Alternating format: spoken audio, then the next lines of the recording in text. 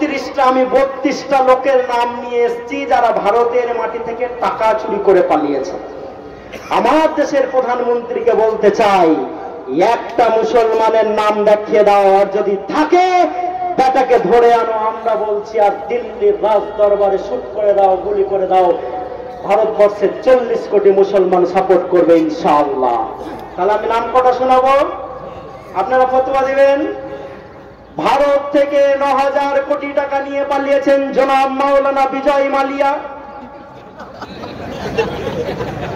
হ্যাঁ, আলহামদুলিল্লাহ, শ্রোতা অ্যাক্টিভ হয়েছে, মানে প্রতিবাদ করেছে বিজয় মালিয়া মাওলানা।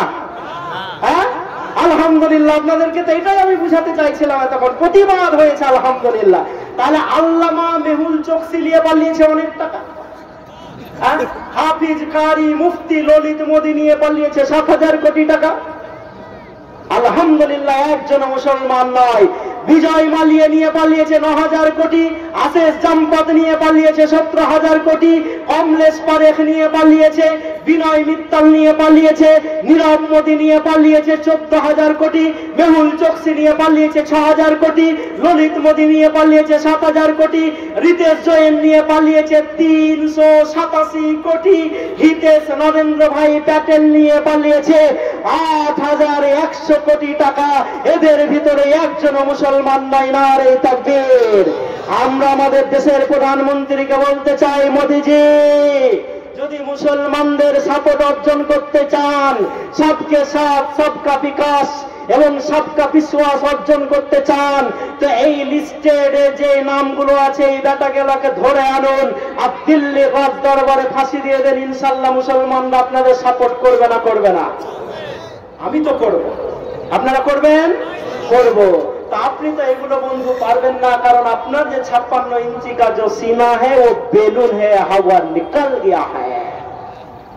হ্যাঁ, যখন এখানে বাবরি ভাঙা হয় তখন আমার দেশের প্রধানমন্ত্রীকে নিয়ে যেয়ে ইউনাইটেড আরব আমিরাটসে মন্দিরের উদ্বোধন করা হয়। এটাই হচ্ছে ইসলাম। নারে তাকবীর।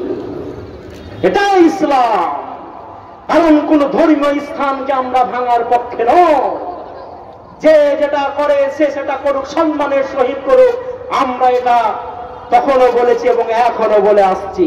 আমাদের নামে একটা মিথ্যা তহমাত লেগে আছে। আমি আমার আর সময়ের 6 মিনিটে দাঁড়িয়ে আছি, এই তথ্যটা আপনাদেরকে দিয়ে যেতে চাইছি। আচ্ছা, এই তথ্যগুলো আপনারা শুনতে চান না? চান না? শুনতে হবে না? হবে না? হবে। কারণ আজকে আমাদেরকে কোণঠাসা করা হচ্ছে, আমাদেরকে আজকে খারাপ নজরে দেখা হচ্ছে। অথচ মুসলমানদের যে ইতিহাস, অনেক গৌরব উজ্জ্বল ইতিহাস মুসলমানদের। আচ্ছা, মহিলারা নাই? মহিলারা আছে। মহিলাদের জন্য তো একটাও আমার কথা বলা হলো না। ইন্নালিল্লাহ, আমি ভুলেই গেছি। মা বোন যারা আছেন, এবং আমি যখন ওইখান থেকে স্যারের বাড়ি হেঁটে যাচ্ছিলাম তখন দেখছিলাম মহিলাদের জন্য 2টা প্যান্ডেল করা হয়েছে। 10 মিনিট কেন বাড়াবে না? বাড়াতে হবে। ও আচ্ছা আচ্ছা, সভাপতি সাহেব বললে আমি শুনতাম না, যেহেতু আমার স্যার বলেছেন আমাকে শুনতেই হবে। তো আমি যখন ওইখান দিয়ে যাচ্ছিলাম দেখলাম মহিলাদের জন্য 2টো প্যান্ডেল করা হয়েছে। এই তথ্যটা শুনে যান, কাজে লাগবে আপনার।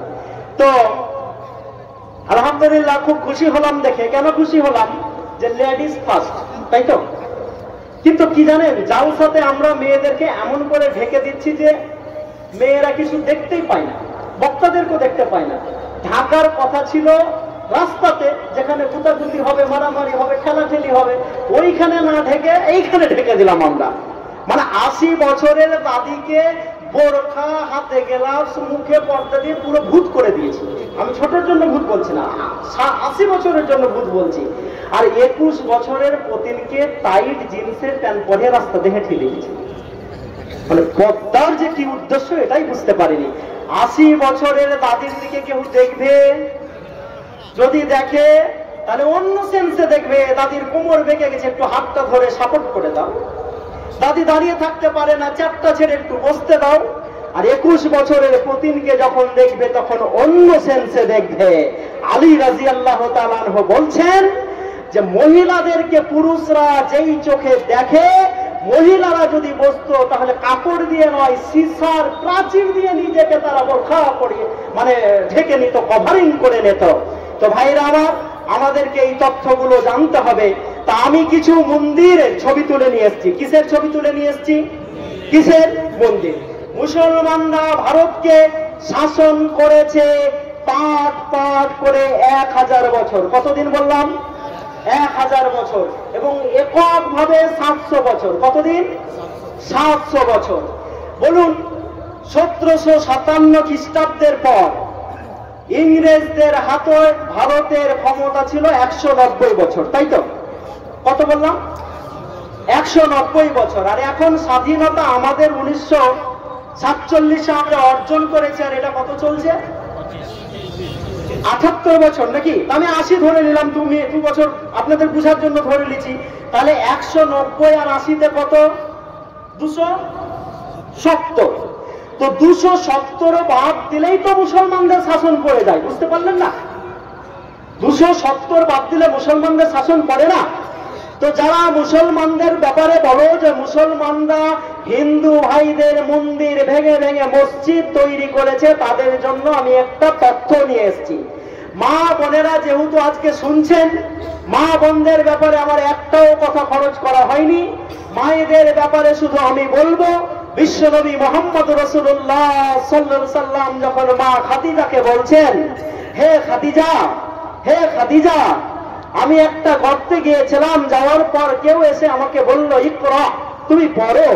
আমি বললাম আমি পড়তে জানি না। সে আমাকে দেবে দেবে ধরলো, আর এখন আমার বড্ড ভয় করছে, আমাকে জ্বর আসছে, আমাকে ভয় লাগছে, আমাকে চাদর দিয়ে ঢেকে দাও। মা খাদিজা রাসূলকে চাদর দিয়ে ঢেকে দিলেন। মহিলাদের জন্য কয়েকটা বাক্য বলছি। আমার বোন, আপনাদের জন্য কেন বলছি? কারণ একজন নবী যিনি 950 বছর ইসলামের দাওয়াত দিয়েছেন, নাম তার নূহ আলাইহিস সালাম। নাম তার কি? নূহ আলাইহিস সালাম। কতদিন ইসলামের দাওয়াত দিয়েছেন? 950 বছর। 950 বছর ইসলামের দাওয়াত দেওয়ার পর ইসলাম কবুল করেছে মাত্র 80 জন। কতজন? 80 জন। কেন জানেন? কারণ নূহ আলাইহিস সালাম যখন বাইরে গিয়ে বলতো যে তোমরা ইসলামের দিকে আসো, লোকেরা বলতো যে আপনাকে তো আপনার স্ত্রী মানেন না, আপনাকে তো আপনার ছেলেরা মানেন না, তো কেন আপনার উপরে আমরা ঈমান আনবো?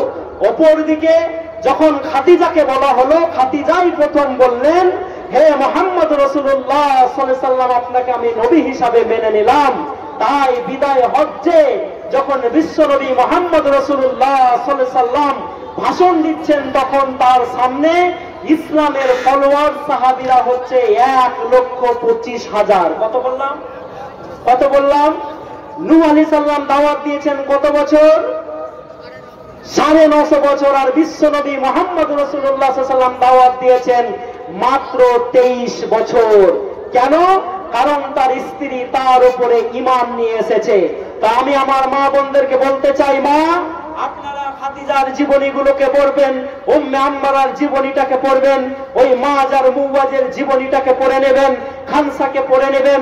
আজকে ভারত থেকে এনআরসি এনপিআর করে যখন আমাদেরকে ডিটেনশন ক্যাম্পে ভরার জন্য সরকার মহোদয় 10টা স্টেটে ডিটেনশন ক্যাম্প তৈরি করে আমাদেরকে এনপিআর এর নাম করে যখন ফাঁসানোর চেষ্টা করে, তখন আপনাকে বেশি বেশি করে আপনাকে খানসার ইতিহাস পড়তে হবে।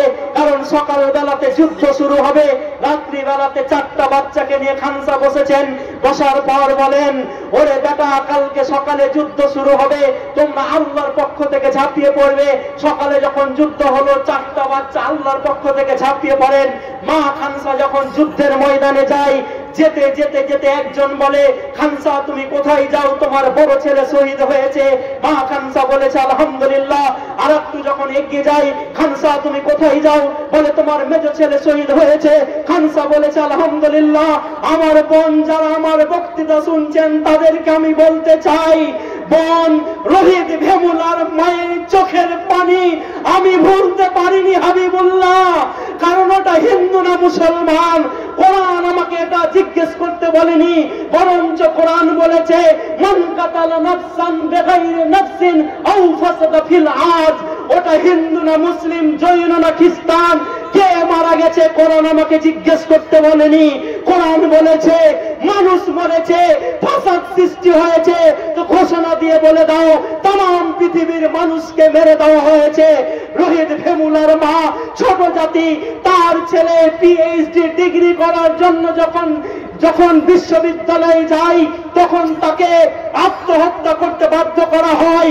যখন নাজিবকে জওহরলাল নেহরু ইউনিভার্সিটি থেকে তুলে এনে গায়েব করে দেওয়া হয়, কোভিড-19 সময়তে স্বামী আর স্ত্রী একই সঙ্গে হাঁটতে লেগেছে, 500 কিলোমিটার হাঁটার পর স্বামীর লাশ হয়ে গেছে।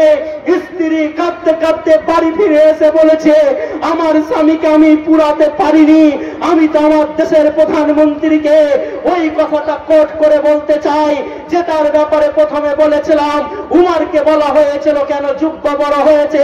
উমারের ছেলে যখন উত্তর দিয়েছে আমারও ভাতটাকে দিয়ে বাবার কাপড়টাকে বড় করেছি, তাই বাবার যুব্বাটা বড় হয়েছে।